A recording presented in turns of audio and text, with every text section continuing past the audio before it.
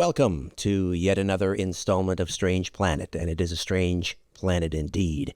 If you'd like to get a little deeper into this podcast, you might want to consider becoming a premium subscriber. Just click on the link in the episode notes, strangeplanet.supportingcast.fm, strangeplanet.supportingcast.fm. You gain access to commercial-free listening plus special bonus episodes. All right, on this episode, what if Jeffrey Epstein's secret wasn't just sex? What if the world's most notorious predator was running a covert operation reaching deep into science, politics, and intelligence, where victims weren't only trafficked, but experimented on? In her explosive new book, Blue Butterfly, Inside the Diary of an Epstein Survivor, South African investigative author Sarah McCarthy reveals the story the media refused to tell. A global web of blackmail, transhumanist science, and mind control hidden behind the mask of philanthropy. Today she opens Juliette Bryant's handwritten diary and the door to what may be the darkest secret of our age, concise and powerful. This book is a must-read. Sarah is, again, a South African-born investigative author who exposes the hidden power structures shaping our world. She's a former top London copywriter for global brands like Ogilvy and Mather, HSBC, and Burberry. Sarah turned her skills to deep investigative research, unearthing the covert alliances between elites, intelligence agencies, and controversial science. Blue Butterfly, Inside the Diary of an Epstein Survivor. That's the latest. Sarah, welcome to Strange Planet. How are you? I'm good, thank you, Richard. How are you doing today? Very well, thank you. Let's begin with Juliette Bryant. Tell us everything we need to know about Juliette. Well, Juliette has been a good friend of mine for 15 years now. She endured her abuse in silence. She was trafficked by Jeffrey Epstein between 2002 and 2004, but she never even told her own mother of the abuse. It was only after he was arrested in 2019 that she came forward with her story. And that's when I learned that she had been one of his victims. And her diary that she wrote, when did she begin? Give us the timeline about this diary. When did she start writing it? Well, she actually artworked the diary in the year 2002. In January 2002, she painted it pink. She stuck a blue morpho butterfly on the cover, hence the name of the book. The book is not a journal. It's actually more notes that she took. It's got Jeffrey Epstein's name in there. It's got the dates that she flew over to the United States. It's got the address of the block that was central to his operations, namely 301 East 66th Street. So it's got all of that information in there. The entire story I got from Juliette was sitting with her face-to-face and interviewing her, and then taking those transcripts and creating the book.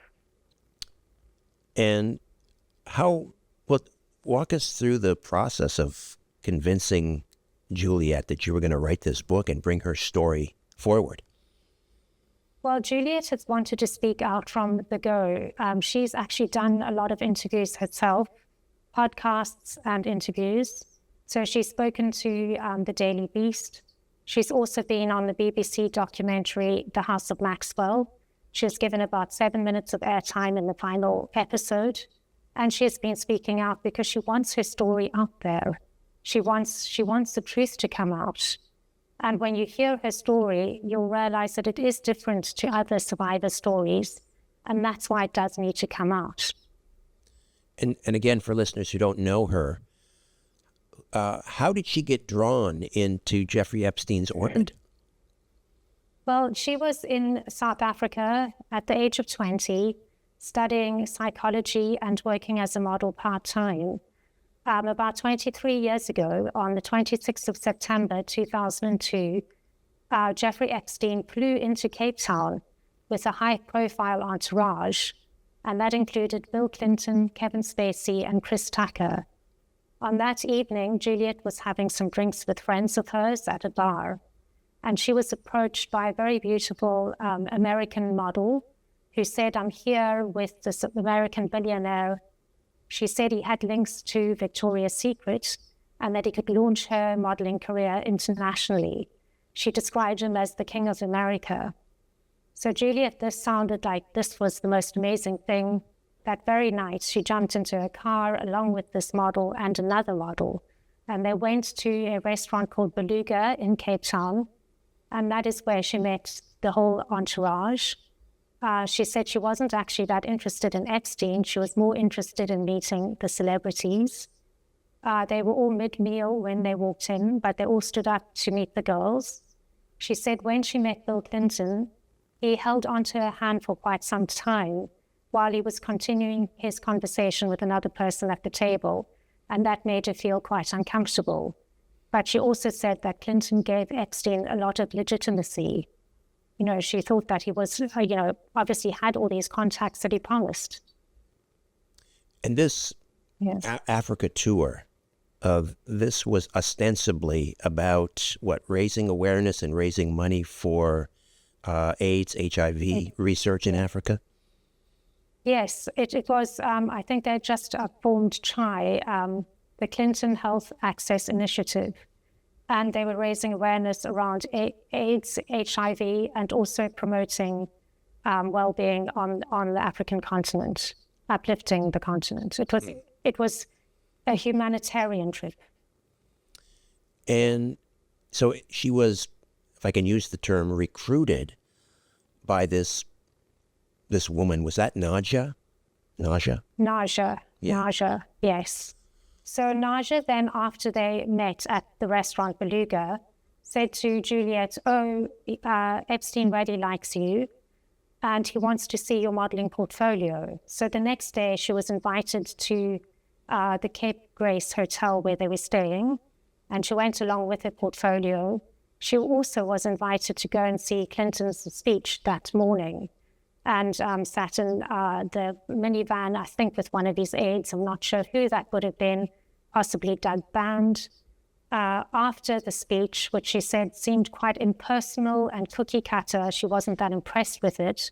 It was also at quite a low-level university. It wasn't a great establishment for the president. You know, he had just left the White House at that time to be speaking. She thought it was strange. After that, she went back to the presidential suite, where she was interviewed by 3 women posing as Karen model agents.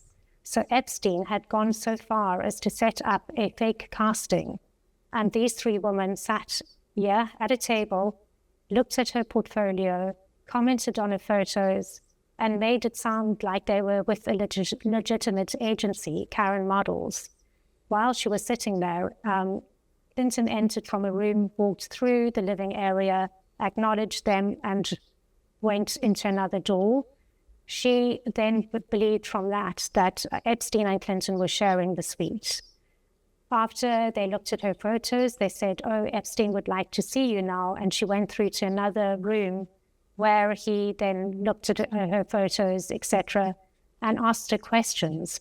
In hindsight, he was profiling her because he asked her questions about her financial situation, her relationship with her father and her family, whether she had a boyfriend, and if she had any sisters. And this was part of his modus operandi, to see if he could recruit somebody successfully. Just back up for a moment. So it was clear to Juliette that the President of the United States, former President Bill Clinton, and Jeffrey Epstein were sharing the presidential suite. That seems kind of odd. I mean, very rich, powerful men, both of them. Why would they be sharing a suite? Well, she came to that assumption because they were both in the same suite at the same time.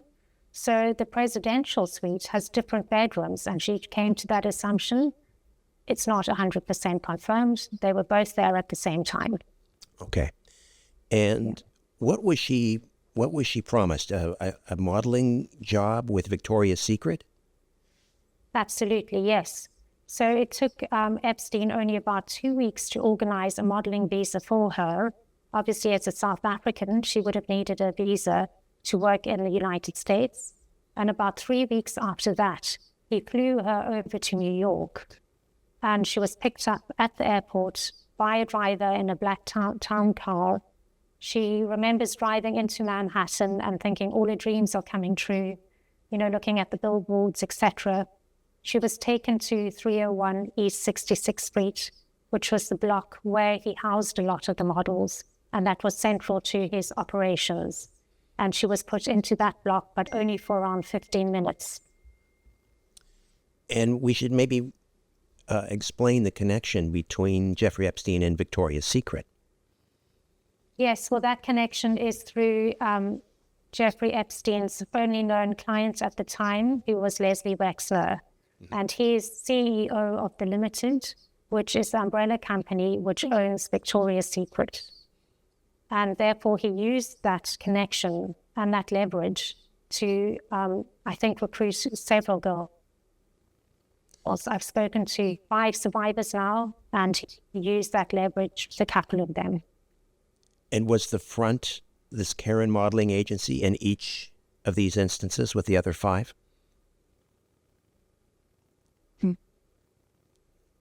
So only a couple of them were lured in through Victoria's Secret, but Karen was the model agency that French model scout Jean-Luc headed up. He was actually placed under investigation and eventually was thrown out of Karen models in Paris through sexual abuse and predatory behavior. He then moved to the United States, and at some point, I think it was around 2005, set up MC Squared, which was a model agency that Epstein largely funded. Right. And he would commit suicide as well. Yes, absolutely. Well, he was found dead in La Santé prison in Paris, suicided in the same way that Epstein was. So again, he couldn't go to trial and name any of the famous names that were obviously being protected. So let's talk a little bit about the evidence, some of which is in Juliette's diary. Just talk to me about emails, flight logs, etc. Well, she's on all of the flight logs.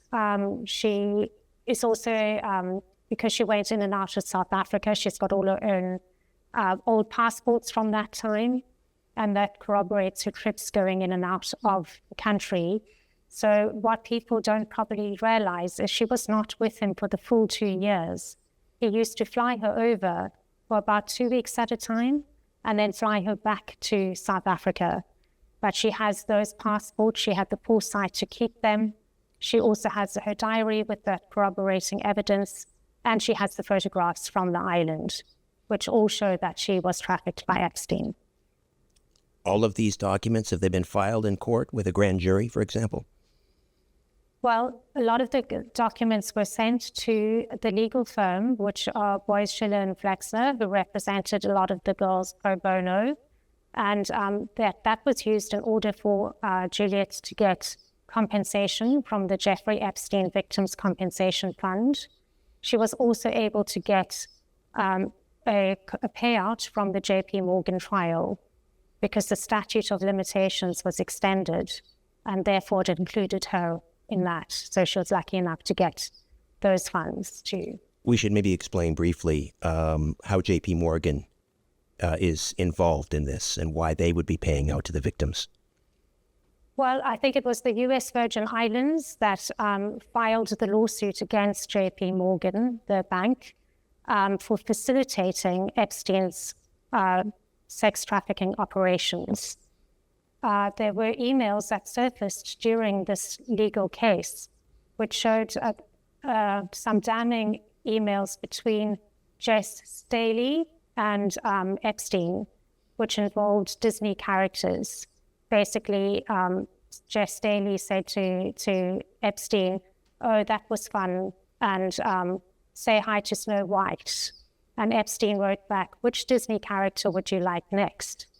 So they're quite damning. And that is why I think the bank then had to pay out an exorbitant sum of $290 million. Explain these Disney characters. What does that have to do with this case? Well, that's quite interesting because I picked up something that the press hadn't picked up. And I was reading a Wall Street Journal article which explored how I think it was a Russian model who said in her testimony that Epstein made her dress up as Snow White or a Disney character at some point because he made her believe that she could have got a role in a movie. He said, I think it was at the New York mansion, that a famous director was coming over and that if she dressed up as this character, she would more likely get the role. And this was obviously just false promises. He just wanted her to dress up for his friend's amusement. And it's very cruel, and that's what he did with these girls. He offered false promises, and he controlled them with false promises, dangling carrots, and with threats. It's interesting because I'm just recalling in previous discussions about MK Ultra, Project Monarch, and so forth, how Disney characters were often used in some of this mind control programming. Maybe we can come back to that. No, that's interesting. I didn't know that, Richard. But I do want to come back to sort of on the timeline. Juliette is flown for the first time over to New York after being recruited. She ends up in this, what was it? What did you say? A hotel or some sort of a complex where some of the other models were? What happened after that? She ended up at the block, which was central to Epstein's trafficking operations. And it was a big block of separate flats. She ended up in her own flat, but she wasn't there for long. She was only there for about 15 to 30 minutes before the phone rang. It was a landline.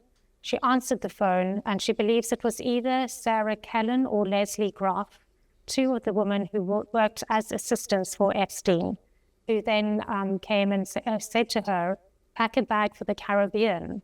Now, she was not expecting this. She was expecting just to stay in New York at that time. And she had clothes specifically for, winter season, because this was now October. So she packed what she had, little that she had, into her hand luggage bag. The same driver came to pick her up and took her to Teterboro Airport. And there she was whisked straight onto the runway. The car stopped in front of the private jet. That was his Gulfstream 2. I checked that from the flight logs. She boarded this flight, and at this stage, she hadn't slept in 24 hours. She had done, long international flights all the way across from South Africa. She was exhausted, and at this stage, she then had to climb onto this plane and be molested by Jeffrey Epstein. Epstein was on the plane. He patted the seat next to him, and he said, please come and sit here, and then proceeded to molest her. It happened that quickly. Yeah. Well, and they're en route to Little St. James Island at this point? Yes. So that flight log actually showed that they flew from Teterboro to Little St. James. And I think this was also part of his modus operandi, because once he had the girls on the island, they couldn't escape. And you mentioned, it's interesting that you mentioned mind control and MK Ultra. I believe that he used these types of techniques on the girls because when you're very tired, when you're very hungry, when you're exhausted, you're more susceptible to mind control, and therefore they'll possibly be more susceptible to the abuse. Without getting too graphic, I mean, was this a violent molestation? I mean, did she fight back? Were there people watching? What happened? She was wearing jeans at the time. He put his hand very firmly between her legs over her groin, and she actually demonstrated on my leg how hard he pushed. So it wasn't about sexual pleasure. When I asked her what his intention was, she said his intention was to dominate, to really terrorize her, I think. So there were two other girls on the flight that day, both of whom posed as Karen model agents. One of them was Sarah Kellen. She actually stood up and came and stood in front of them.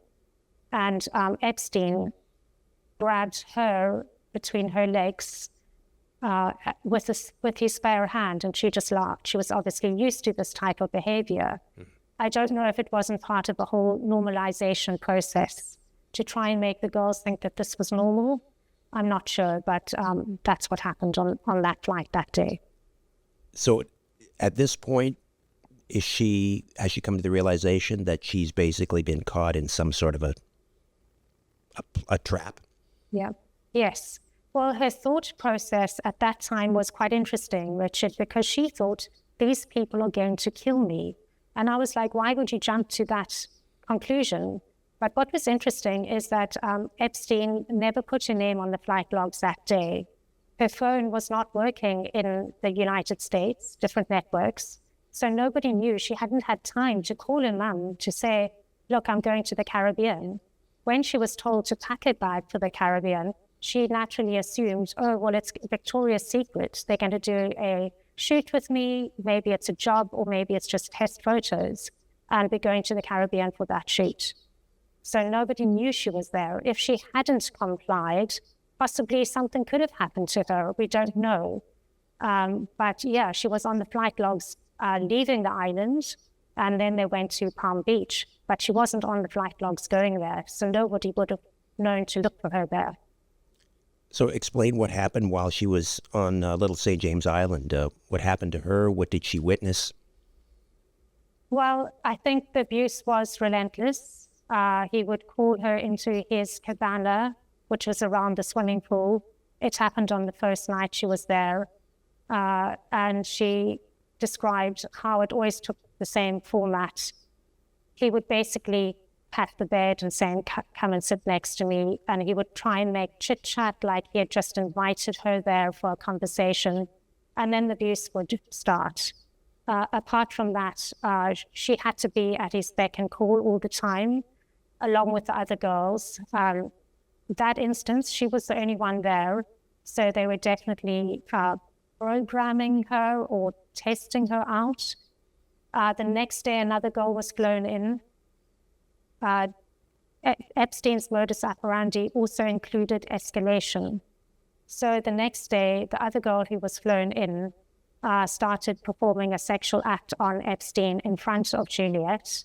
And she was so shocked, she ran to her cabana crying. And in this instance, Epstein was very clever because he sort of played good cop, bad cop all on his own. He came to her cabana and he actually apologized to her. So he realized he had pushed her too far in the escalation game too quickly and apologized to her in that instance. How long was she on the island? I think that time was around about 4 nights. So when she wasn't being abused, she did tell me what she got up to. She said she would walk around the island. I think it was quite soon that she discovered these disposable cameras on that first trip. So she would take photos. She would swim in the swimming pool. Apparently had a trampoline, and she jumped on the trampoline in the sea. But she said she wasn't really, when I asked her, did you swim in the sea? She said, not really. I think they weren't really allowed out of sight. They needed to be within sight all the time, watched and controlled. Was she being watched by guards, armed guards?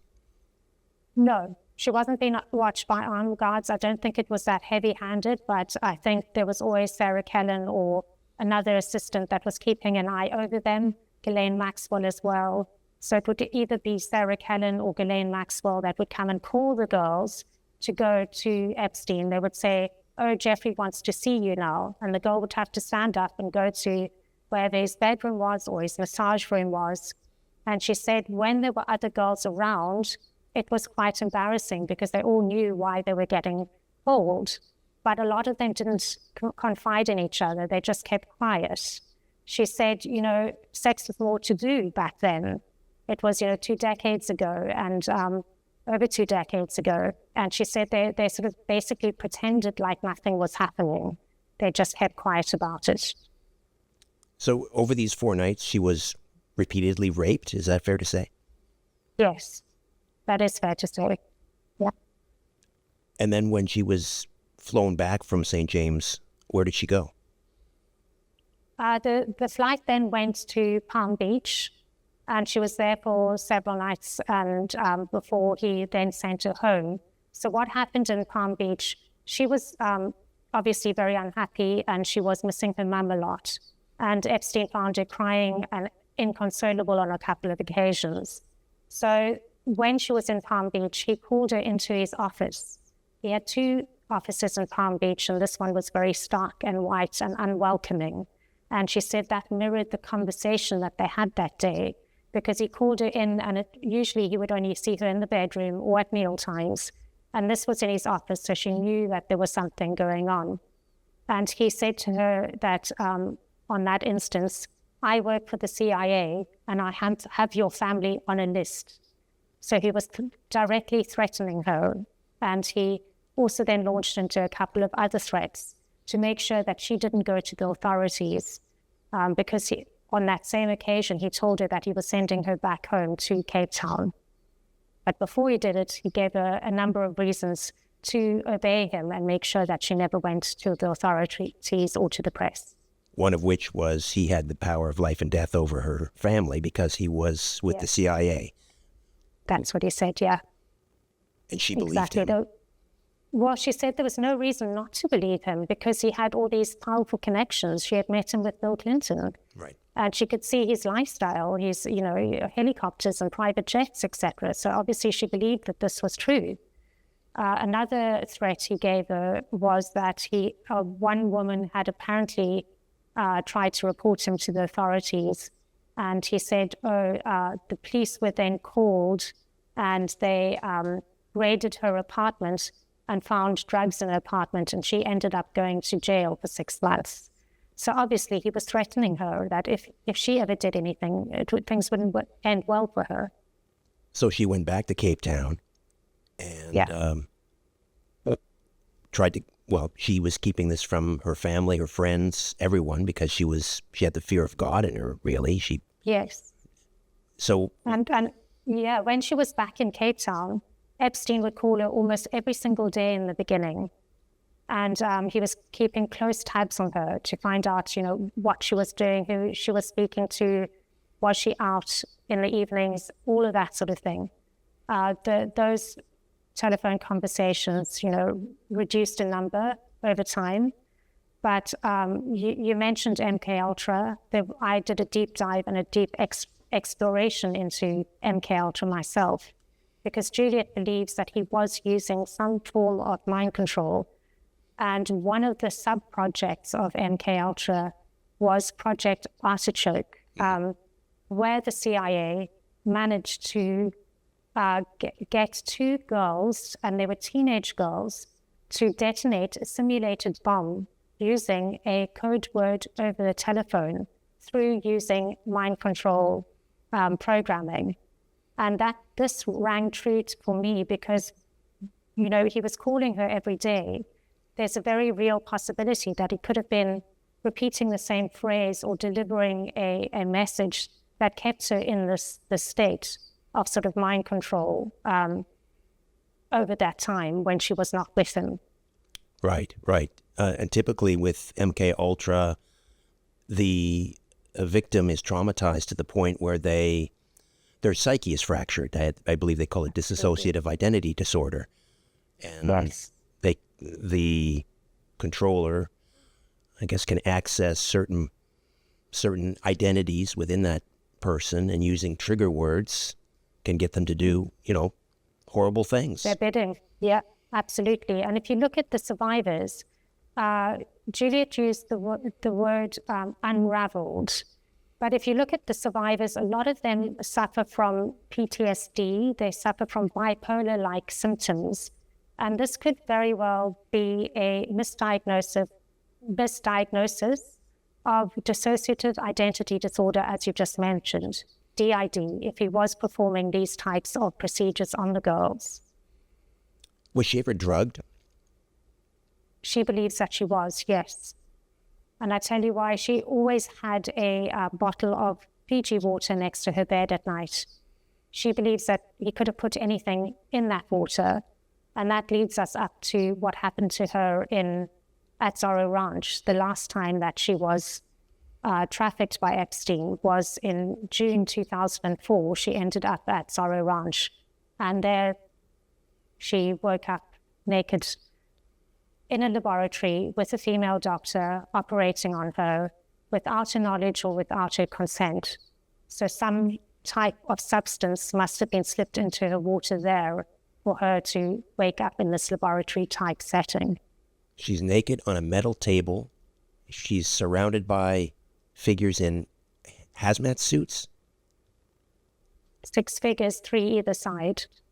It's amazing how she can go into so much detail of what she saw in that fragmented memory that she has. She says it absolutely was not a dream, because she could describe the female doctor. She had long dark hair pulled into a ponytail. She was very attractive. She had beautiful luminescent skin. She said to Juliette when she noticed that she was awake, calm down, everything's going to be okay. Then she went back to Juliette's stomach where she was pushing. She said she could feel pressure but no pain. And she could describe the room. It was clinical, pearlescent. She described medical equipment above her, which she said was unusual. It wouldn't be something you would see in a normal operating theater. So she described all of that in this memory that she has at Zorro Ranch.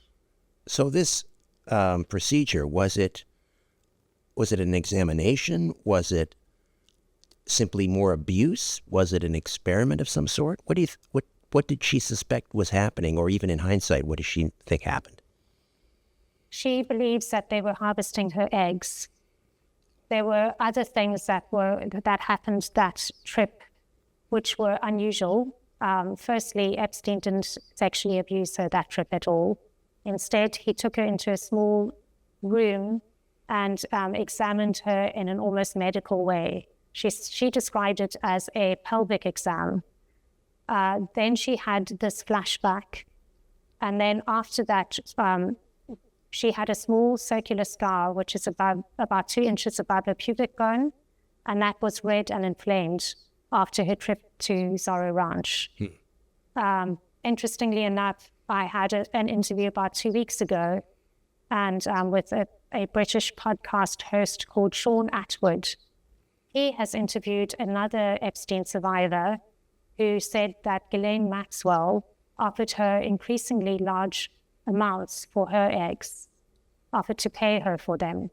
So in a way that does corroborate Juliette's belief that they were harvesting her eggs. Well, that was my next question. Had you heard about this from other victims? Because this is, I've heard a lot of theories about what Epstein was up to, but this is the first time I've heard anything like this. I'm not being flippant here. This sounds almost like an alien abduction scenario. Absolutely, it does. It sounds pretty horrific. Another thing that happened on that trip is that Epstein drove her and another survivor all the way to meet with the governor of New Mexico, the then governor of New Mexico, who was Bill Richardson, yes, and his right-hand man. And she doesn't understand why she was taken to meet with them. They came out, they looked the girls up and down, then they went back into a room, had about a 5 to 10 minute meeting with Epstein, and then he drove them home. So she was saying to me, why do you think, why did they take her there? And it could all tie into some bizarre eugenics type scheme that Epstein had. She doesn't know the answer for that at the moment. Do you have any theories as to why Epstein would want reproductive material, eggs? The other survivor believes it had to do with her bloodline. I think it could be certain girls are targeted for their eggs. This is something I haven't explored too much. But when you look at what Epstein himself was saying, you have to look at the words that were coming out of his mouth. And in the early 2000s, he started telling associates that he was planning to seed the human race with his DNA. Specifically, he wanted to impregnate up to 20 women at a time at Zorro Ranch. When you combine, those sort of revelations that was actually reported on by the New York Times in 2011, And then you have publications like The Guardian saying that he was inspired by Robert K. Graham's repository for germinal choice. In 1980, Graham announced to the world that he wanted to start a sperm bank with Nobel laureate sperm. And apparently he only managed to get a few people to contribute their sperm to his repository. But that continued for until about 1999. Apparently, the sperm was incinerated. But at that time, Epstein was expanding his facilities at Zorro Ranch and buying extra farmland. So there is a possibility that this sperm was simply transferred across to Epstein's eugenics program at Zorro Ranch. Remember, he was also courting scientists. Who's to say that he didn't succeed where Graham had failed? Right. Yes, he was also cultivating scientists from Harvard, MIT, and Silicon Valley. Scientists who were also obsessed with eugenics, also AI, transhumanism. Yes. I mean, was he a patron of science, or was he financing a blueprint for redesigning humanity? Well, I believe that through his funding and grants, he was absolutely steering the direction of research and controlling the narrative. When you look at his interests around AI, transhumanism, even cryogenics, cloning, he was absolutely had an agenda. And it's a deeply terrifying one, considering that it was at the hands of this monster. We have to wonder what he was trying to achieve. You know, I can speak to the transhumanism aspect of it slightly. It was please. Actually after, so in Blue Butterfly, I mainly focus on the years 2002 to 2004 when Juliette was being trafficked by Epstein. But in 2011, he donated $20,000 to the World Transhumanist Association. He also sponsored its vice chair, Ben Goetzel, to the tune of $100,000. That was also in 2011. But he had sponsored Ben Goetzel before that, and he is an AI pioneer, very smart man. He had funded him in 2001. At that stage, Goetzel was working in an associate research professor role at the University of Albuquerque, which was an hour's drive from Zorro Ranch. Then you've got Maria Farmer, a survivor who was working for Epstein in 1996. She claimed that Epstein had underground rooms and tunnels beneath all his residences. And she knows that because he told her so. She also said she saw rooms filled with computers, and she said why anyone would need so many computers in one room is beyond her. So what was he doing? He wasn't only doing sex trafficking because he had all these facilities.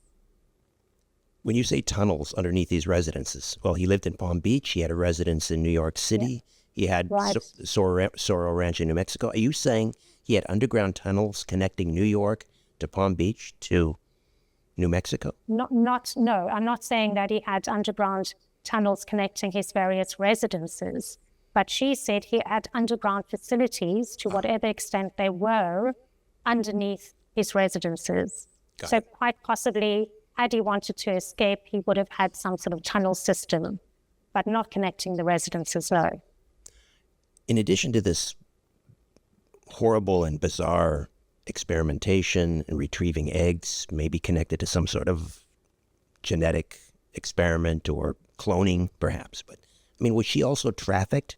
Was she used in Epstein's honey trap scheme? No, she wasn't. She was never trafficked to any other men. She said she never saw any other woman being trafficked to any other men. And she believes that this story is far bigger and darker, specifically after her experience at Zorro Ranch. Her belief is actually corroborated by the attorney, Brad Edwards, who's represented around 200 Epstein victims. He said only a small fraction of them were being trafficked to other men, and only a small fraction of Epstein's associates were taking him up on that offer. He said sex trafficking was not his main business. That's interesting because that certainly squares with public statements by FBI Director Kash Patel, who said, we can't find any evidence of a blackmailing operation here. But everyone keeps harping on that. It's almost as if that is a cover story for, as you say, something far more darker. I mean, that's dark enough, but this is even more sinister. Yes. Look, it could be a cover story, but let's not forget that Juliette also saw the media room that other survivors have reported on. So when she was in New York, she opened her window, which opened out onto a central courtyard, to have a cigarette. The next day, the security assistant or advisor called her over and said, did you open your window? And she was a little bit nervous. He said, we detected a temperature drop in your room. He obviously thought maybe she was trying to climb out of the window, not just having a cigarette. So he took her into the media room, which was near the entrance to his New York mansion. And then in there, she saw all the different screens that other survivors, Maria Farmer, Virginia Giuffre, have reported on. And there were video screens of all the bedrooms and all the bathrooms. And she was mortified because this man had been sitting there watching her shower and do her most personal things during the day, So there were cameras, there were pinhole cameras, and apparently they were all in all his residences. So I'm not saying that blackmail was not part of his operations. I'm just exposing an additional part of his operations, which was the medical experimentation. We were talking about MKUltra earlier. I mean, how close do you think Epstein's methods were to real intelligence mind control experiments? Well, we know that he worked for intelligence. For my book, I was lucky enough to speak to Ari Ben-Menashe, who is a former Israeli military intelligence officer. And through his work with Amman, he worked directly with Robert Maxwell, who is Ghislaine Maxwell's father, who was working for several different intelligence. He was a spy for MI6 as well as Mossad, as well as possibly Russian intelligence. But he also worked with Epstein. So Epstein was working for Mossad. When I asked Ari Ben-Menashe, is it possible that he also worked for the CIA? He said, yes, it's quite likely. Often the two of them corroborated or they had contacts with each other. So Epstein was definitely linked to intelligence. And so he could have very well been working on behalf of them. I sort of forgot the first part of the question. Sorry, Richard. Just evidence or your thoughts on whether he was conducting actual MKUltra type experiments. Well, when you look at the fact that he could very well have been working for the CIA, that's exactly what he said to Juliette. Before Juliette was actually well enough to talk about her experience, I did a deep dive into MKUltra and its 150, I think it is, sub-projects. And if any of your viewers actually want to do their own research, they can go to cia.gov and they can look at the now declassified files around MKUltra and its Project Artichoke, which I mentioned. Mm-hmm. And the Project Artichoke one with the simulated bomb was the one that involved teenage girls. I think they are more programmable than older adults. So quite possibly he was programming them for these types of procedures, but that is my assumption. Right. And the blue butterfly is also interesting in the title of the book, inspired by the blue butterfly that was stuck on her diary. Was that just kind of, I don't know, happenstance, or was she familiar with things like Project Monarch when she did that? Well, it's quite interesting because she pasted that black butterfly on her diary before she even met Epstein. But other survivors have also used the blue butterfly as a significant symbol in their lives. So Virginia Giuffre chose the blue butterfly as a symbol for her sex trafficking operation. Yes, that was the symbol. Then you have Sarah Ransom, who tattooed a blue butterfly on her forearm. then you look at things like Epstein started the Butterfly Trust in 2014. Within this trust, he was making payments to women with Eastern European sounding surnames. Juliette believes that she finally worked it out. She said that the butterfly looks like a woman's hip bones, and she believes that he was paying women for their eggs. I thought this theory was quite out there until 2 weeks ago when I learned that quite possibly he was paying survivors for their eggs, with the testimony of this other survivor that came forward and said exactly that. Fascinating. Just a quick side note, the official portrait of King Charles III also features a monarch butterfly. Yes. And that painting is inverted. Actually, I think if you invert it, you can see, I can't remember the beast's name or something like that. It's quite scary. Baphomet, yes. It's Baphomet, thank you. Demon, the goat-headed demon. And Epstein had, some of the sort of symbology in his homes as well. So in his New York mansion, he had a statue of the Greek god Pan, which is a symbol of lust and fertility and hedonism, which is quite a fitting statue to have in his home. Any evidence to suggest that he was also, Jeffrey Epstein, that is, practiced in the arts of neuro-linguistic programming, hypnosis, anything like that? This is something I have not explored in the book, but it is interesting how he was constantly courting scientists that had expertise in brain sciences. So either psychologists, psychiatrists, neuroscientists, cognitive scientists. And he was fascinated with how the brain functioned. This is evidence in the fact that he, in 1998, joined Harvard's Mind, Brain and Behavior Committee and sat on that initiative. So in that position, he would have been at the forefront of any new discoveries regarding how the brain functioned. He also, in that area, quoted linguists, Noam Chomsky, Stephen Pinker. These people all had probably neuro-linguistic skills. I'm not saying any wrongdoing, implying any wrongdoing here, but quite possibly. Did Juliette ever document missing time gaps in her memory? She did say that some of her time with Epstein was a little bit fuzzy. I didn't find that interviewing her because her memory was so good. But, if I asked her about something, she really knew what happened. She has got an incredible memory.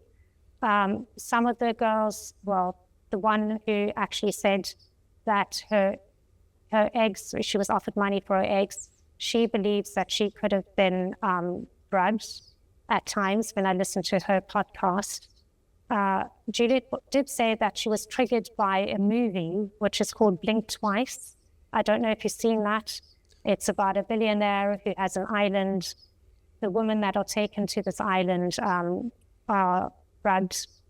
It's through a scent, I think. And they forget everything that happened to them that night. And Juliette was triggered by that movie, but she has no evidence to suggest that she was drugged or anything like that happened to her. How did she finally escape? She said that she made herself less attractive. She disobeyed him more. She put on weight before that final trip to New Mexico. And she smoked more. She was more provocative in the way that she spoke with him. And she believes that all of these, she was defying him slightly. I think maybe he had his use for her at Zorro Ranch. And after that, he possibly didn't need her anymore because he had taken her eggs. But after that, he didn't fly her back again after that trip. Was she ever paid? Was she ever given any money? No, she received a total of $800 from him in total.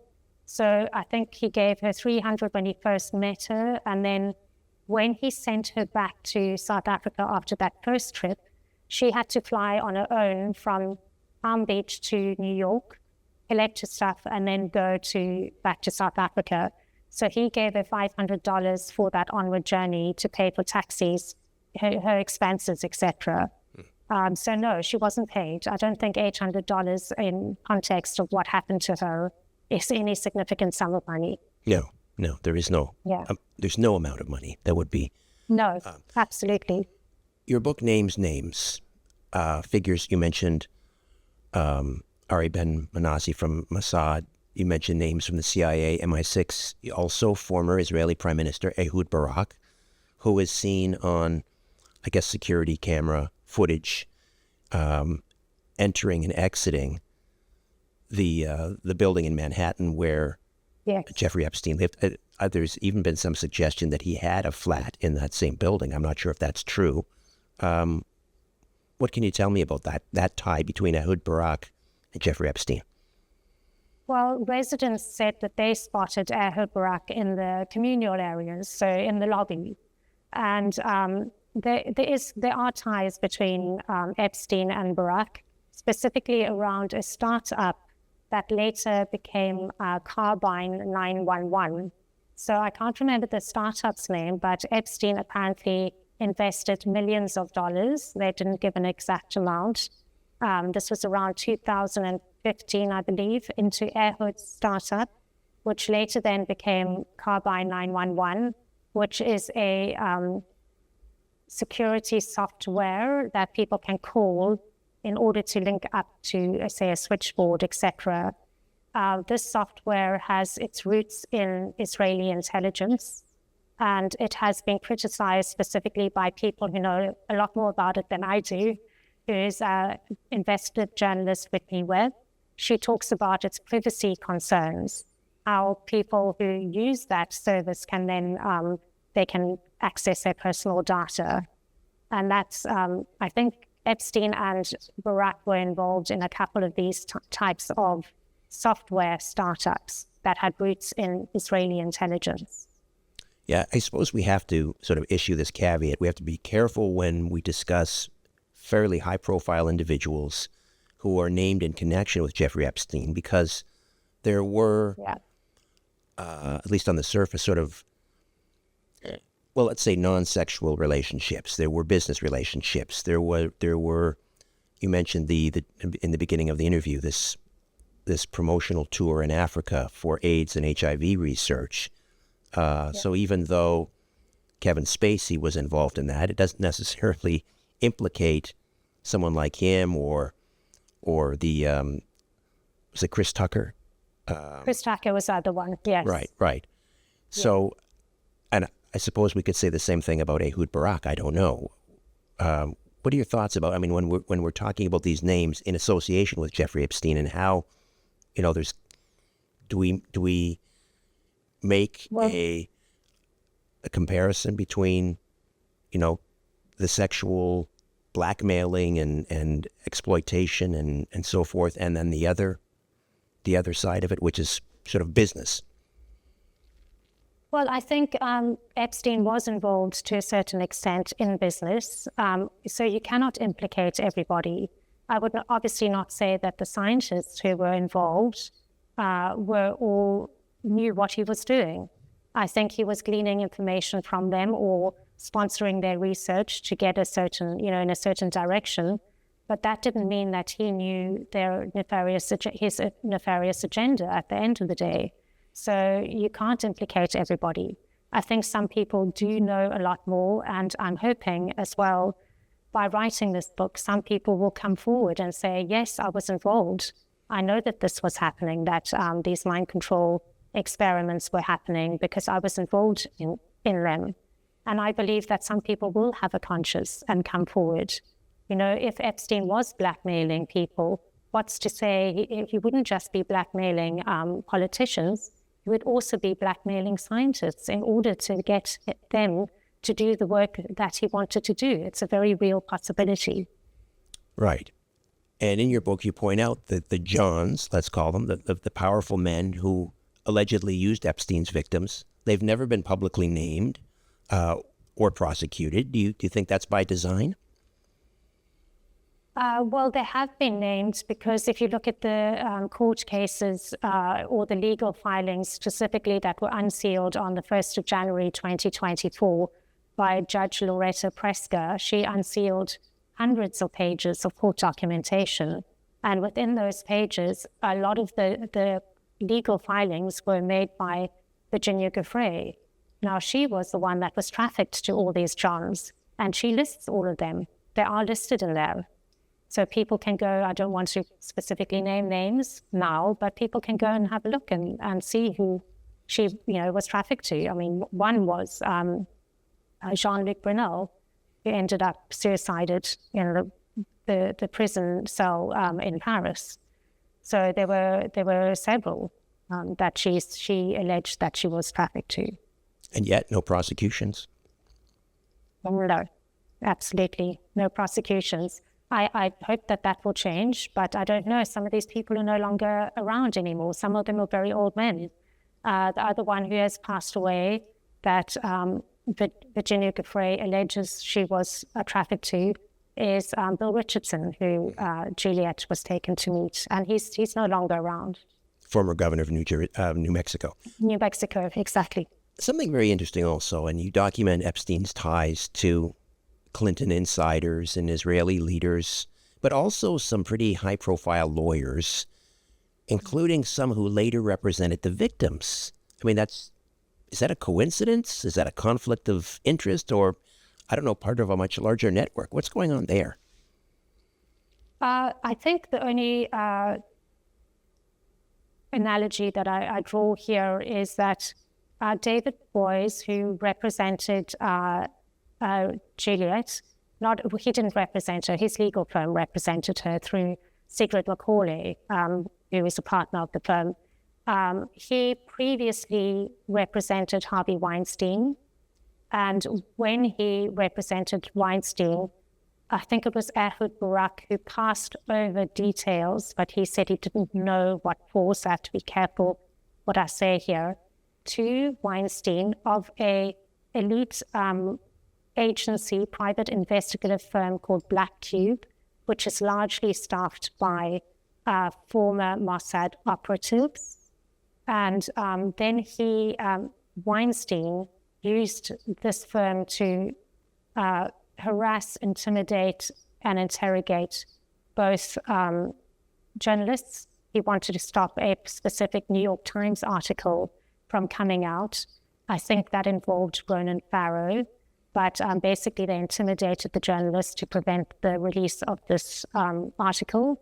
They also intimidated two of the agents from Black Cube, met up with Rose McGowan under fake names and identities to get information from her.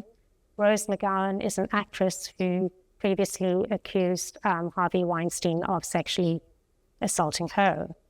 So David Boies apparently, allegedly, he signed one of the contracts for Black Cube to perform these tasks. He later apologized and said his firm shouldn't have got involved. But it's interesting that he was involved in alleged harassing of witnesses and survivors, and then represented survivors pro bono a couple of years later in Juliette's case. There's this recurring theme of missing evidence. Vanished emails, lost flight logs, suspicious deaths. How much of this is incompetence and how much feels like active suppression? I don't know much about missing evidence. I do know that Juliette had received emails from Epstein himself, and she noticed that they started disappearing from her inbox. So there's some powerful forces at play here that are able to delete those emails. I don't know about the flight logs. I know that they were heavily redacted. That was Larry Vysotsky's flight logs were heavily redacted. So there are some powerful names that are being protected there. But I don't know about the other evidence going missing. So after years of research, you've argued Epstein wasn't just a predator, he was a prototype a model for how global elites use sex and science and secrecy to control humanity. How do you see that machine operating today, even after Epstein's death? Well, I think that these power structures that protected Epstein are still at play. Because why have we not seen the files be released? Why is the truth not coming out about what was going on? Why was my internet connection cut to you just now? They don't want the story coming out. I hope that these power structures, and I specifically hope that by writing this book, they will be dismantled. They need to be. The truth needs to come out. Because we can only heal if we reveal, shine a dark light on the darkness, basically. Forgive me if you're sick of answering this question, but do you think Epstein is really dead? No, I don't. I think he's still very much alive. I can give you several reasons why I think that. Yes. Leyland Nally, a journalist called Leyland Nally, got hold of Epstein's little black book. He called every single number in there, and he spoke to one survivor who said that Epstein told her that he was involved in human cloning in Mexico, and he was doing it after the Dolly thing got shut down, which is obviously the cloning of Dolly the sheep in February 1997. Just after that, in March 1997, Epstein's close associate, Bill Gates, came out and said he was banning the use of federal funds for human cloning. But that did not prevent people with ties to scientists and possible underground facilities from privately going ahead with human cloning. And if you are in that sort of business, which is quite dangerous and hidden, and why would you not have the insurance policy of a clone?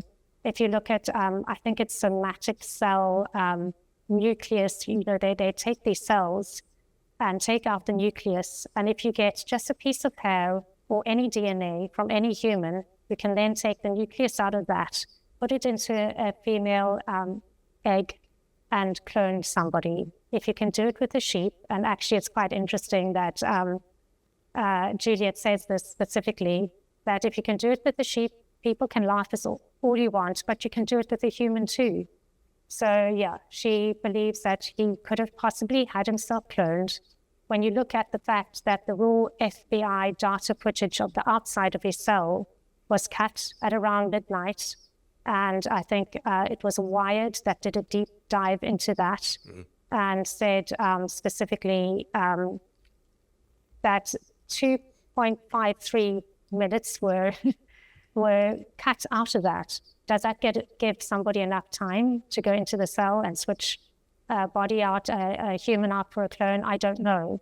But what is interesting in this is that I've spoken to 5 survivors, as I've said, and I think pretty much all of them believe that he's still alive. And they all say the same thing: he was just too powerful. Blue Butterfly, Inside the Diary of an Epstein Survivor. Sarah, how do we get a copy? Well, the book is available for pre-sale, so you can either go to Trine Day, TRINE Day, and buy a copy there, or it's also available on Amazon. When the physical book comes out, you'll be able to also buy it in Barnes & Noble. So you can go to either of those 3, but Trine Day is the best option for now. Sarah, it's a remarkable story. Who would have known? We've all been hammering this, honey trap angle, and I don't think anybody I've ever heard has discussed this perhaps far more sinister aspect. Thank you so much for sharing. Thank you very much, Richard. Thank you for having me on. A new Richard Syrett's Strange Planet drops every Monday, Wednesday, and Friday.